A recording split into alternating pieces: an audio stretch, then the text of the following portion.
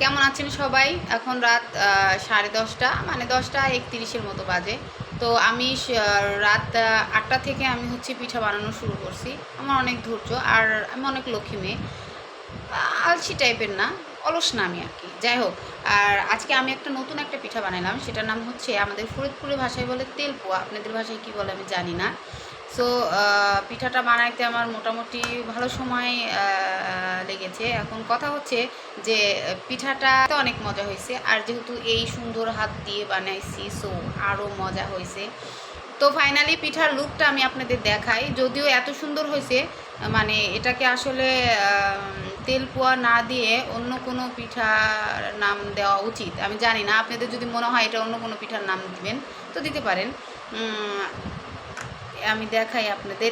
এই হচ্ছে আমার ফাইনালি পিঠা। আমি এই যে তেলপোয়া বানাইছি, ভিতরে হচ্ছে এটা হচ্ছে মানে উঠাইতে যে এটা আর ওঠে নাই। আর একটু দেখাই, সেটা হচ্ছে এই যে আর একটা মানে এটা দেখে মনে হচ্ছে কি যে সমুদ্রে যে পাথর, মাছ, ছোট ছোট মাছ ঠুকরে ঠুকরে খায়, খাওয়ার পরে যে চেহারাটা হয় ফাইনালি ওরকম আর কি হয়েছে। এই হচ্ছে আমার পিঠা, তবে মজা হয়েছে অনেক। যত যাই হোক, হ্যাঁ যাই হোক। আর আরেকটা লাস্টে করেছি, সেটা হচ্ছে এই যে, হ্যাঁ মানে কি বলবো, এটা এত পরিমাণে শক্ত হয়েছে আমার মনে হয় যে মানে এটা দিয়ে যদি কাউকে ছুঁড়ে মারা যায় তাহলে কপাল নির্ঘাত তার ফাটবে। তো যাই হোক, তারপরেও কি যে পিঠাটা আসলে অনেক সুন্দর হয়েছে, কারণ আমি বানাইছি, আর বুঝতেই তো পারতেছেন এত যত্ন সহকারে বানানো।